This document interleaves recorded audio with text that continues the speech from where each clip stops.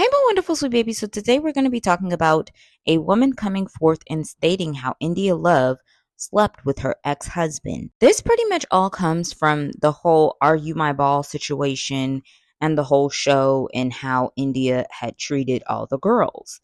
Now, all of a sudden, all of her tea is being spilt and exposed because she's pretty much going viral from being a bully on that show. So, an old clip of India, I'm assuming, went viral, and a lady decided to take it upon herself to comment under that post.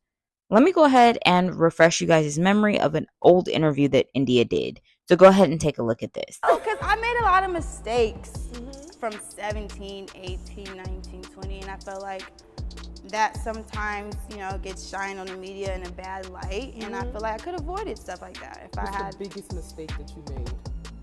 Biggest mistake that I made? Biggest lesson that you've learned from a mistake that you made? There's so many. Jesus. You got to be real cautious of who you think you trust. You got to be real, you have your eyes open at all times. Things that guys say isn't usually what they mean, So don't believe everything a man says, actions speak louder than words. There's so many directions that we can go in right now. But let's talk about the men for a second. Okay. So don't believe every single thing that men tell you. What's the biggest lie that a man has told you? Oh, man. So many. Do we have enough? That he was single. And he ended up being married. That was insane. How did you find out that he was married? Because his wife DM'd me. Take a sip. So that's when the woman that is accusing India of sleeping with her husband actually wrote in the comments section, and she wrote this. She said, I was at Delilah's with India, YG, and my now ex-husband.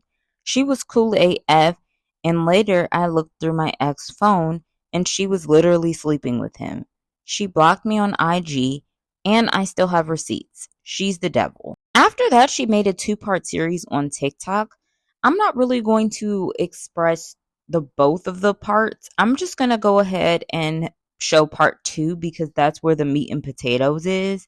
So we're going to go ahead and take a look at part 2. If you guys want to see part 1, I would highly suggest you guys go on her page. That way she can give you a little bit more of a backstory, because I'll briefly share her story, but I think that you guys should go hear it from the horse's mouth. But go ahead and take a look at this video here. Alright guys, this is part 2 of how India Love slept with my now ex-husband at the time, and she very much knew that he was my husband at the time. She knew me, she knew him, she was out with us both as a couple. So I want to make that very clear. I don't want to go back and forth about that. I know a lot of people were like, well, she didn't know, so it's not her fault. No, she knew. Okay, that's that. That's that. Let's stop there. Let's not go back and forth about it. Another thing I want to add is that this happened in 2021. 2021 is when she slept with my husband. Okay. All right. So I'm gonna go back to my story. Where it ended was that we walked into the restaurant. Through the back of the restaurant, I'm thinking that this girl wants to sleep with my man.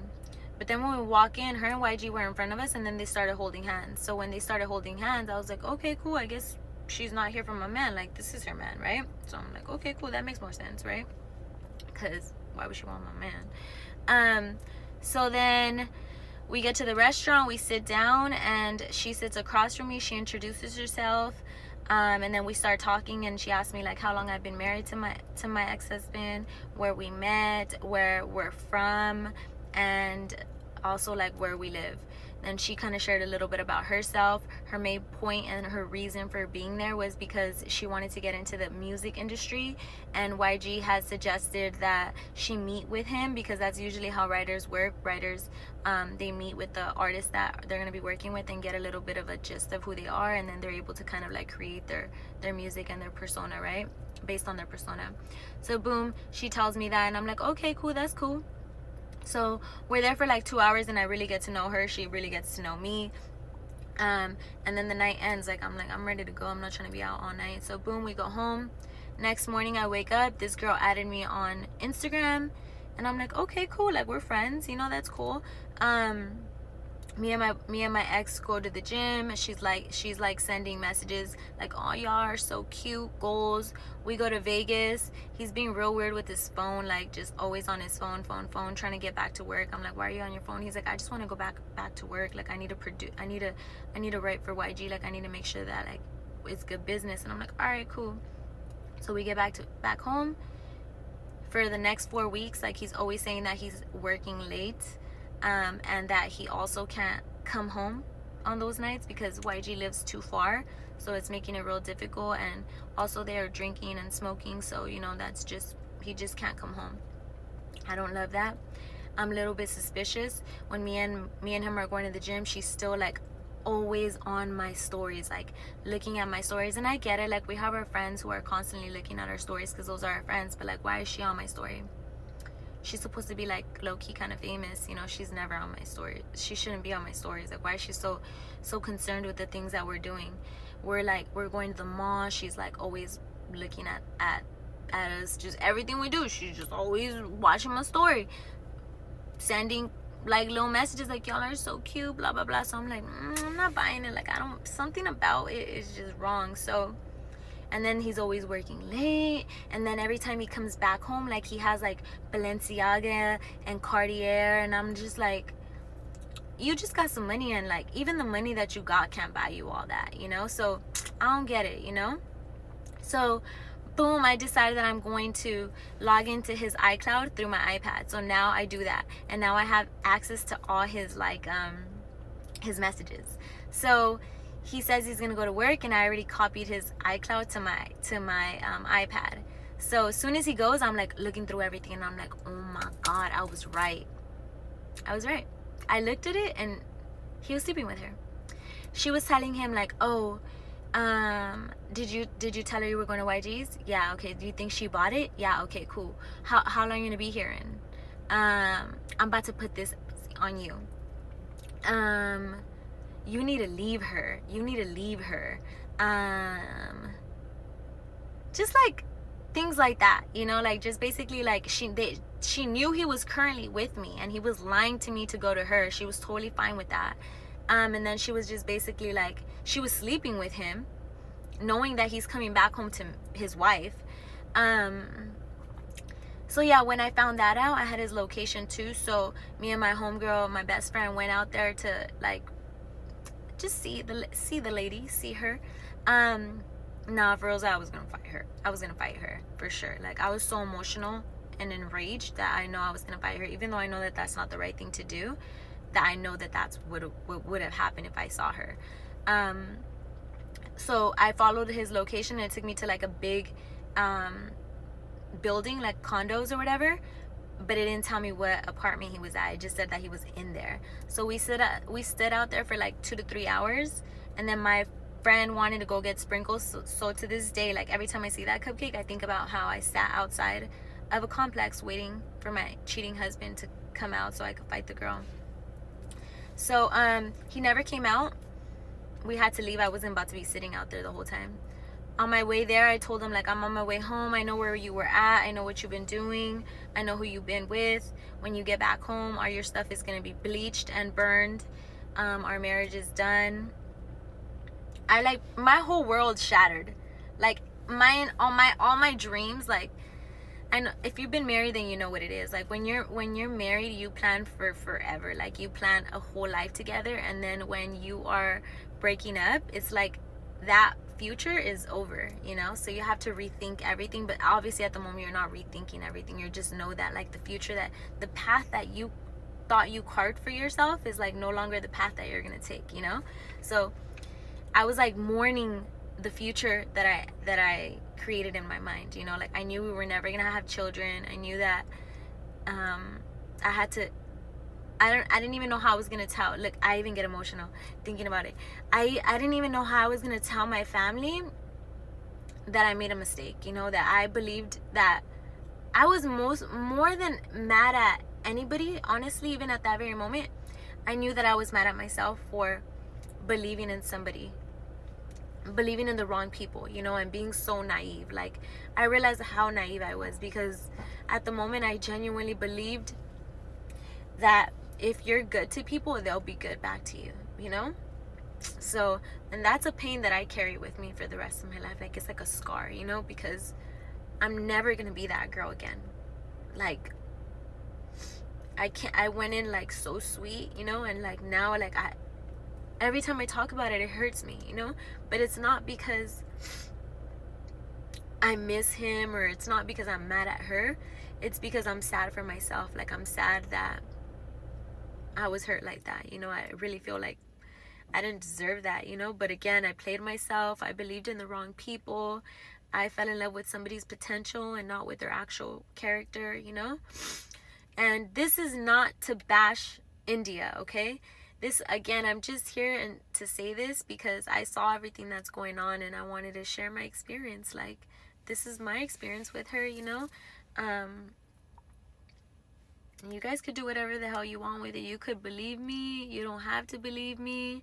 I'm not gonna share who my ex-husband is. Like, and another thing too, I never shared I never shared that he slept with India because he wanted to be famous. You know, he wanted to be a rapper.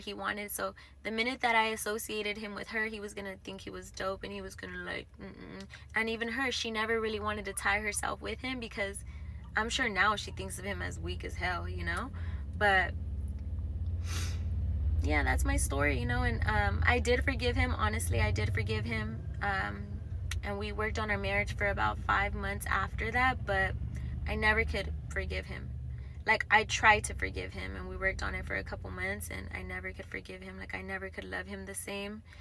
And I wanted to be an example for like my niece and everyone else in my family and my friends, that like when things don't go the right way or the way that you envisioned, it's okay to say that you were wrong. And you can always, like, again, I'm gonna cry, but like, you can always just admit that you were wrong and just start from scratch, you know. It's cool. We all sometimes, like, shit hits the fan and you make a mess out of your life, but you start from scratch and you go right back at it, you know. So now I have a divorce on my record, you know.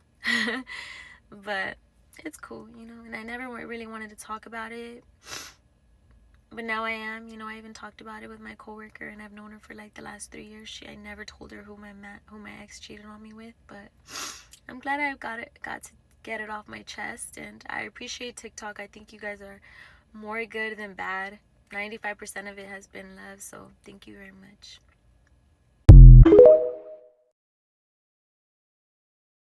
So here's my thoughts. So even though she already said it in the video, I'm going to go ahead and reiterate it again. She stated in the video that this isn't a video to bash India.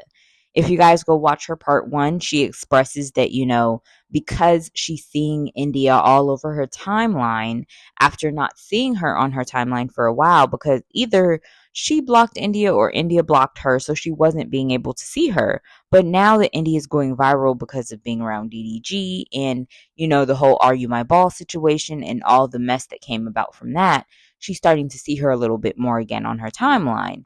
So because of that very reason, she decided to speak out and let people know her story and her things that she has witnessed with India. So it was really just her coming out and expressing her story of what she went through with her.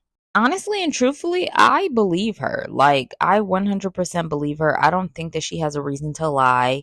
I think that, you know, people on TikTok actually found her husband, which I'm not gonna release that information of who I think her husband is, because who knows if it's actually true. But I think that she doesn't have a reason to lie. She doesn't give me a person that needs to build clout or anything like that. She only had like 1,000 followers, and it wasn't giving that she was trying to do something to go viral. And, you know, she still currently has a corporate job. She's just a working class woman. She even states how she moved from LA down to the Inland Empire, which, you know, if you guys are anywhere from California or like Southern California, y'all know that the Inland Empire compared to LA is a whole different ballgame. Like, it's way, you know, different compared to out in LA. Like, so much slower and a lot less going on. So yeah.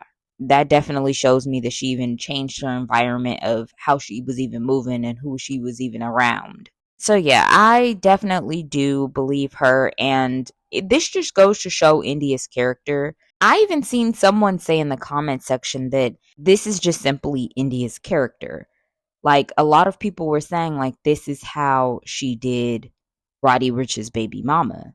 And allegedly, she was messing around with him too while he was still in a relationship with his baby mama. So that's the main reason that they were going back and forth on social media. Now, how true that is, I don't exactly know. But I don't really put it past India because this is the same girl that, at a young age was out coochie popping at a park for the game. So it very much gives she knew exactly what she wanted at a very young age. She sank her teeth in it and she was trying to get what she wanted.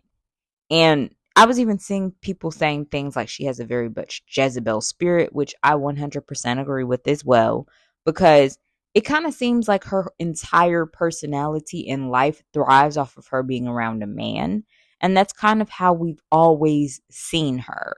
We've always seen her up under a man or trying to get a man or dating some man. They kind of put her into a position where she kind of is now. And it's always her being linked to a man. No telling when she'll do when, her those looks fade, because she's just getting nothing but up there. So no telling what she'll do when those looks fade and that ass starts to get saggy. I feel really sorry for the alleged victim because you could see that she was getting really, really emotional about the whole entire situation. And like I said, I believe her. It didn't really give that she was trying to clout chase. After that video, that woman went back to her job. And it looked like even in that video, she had left her job. So nothing gives she's doing this for clout. I just want to say that all of this is alleged information. I was just reposting someone's story and putting the story out there. But that's my opinion. What's yours?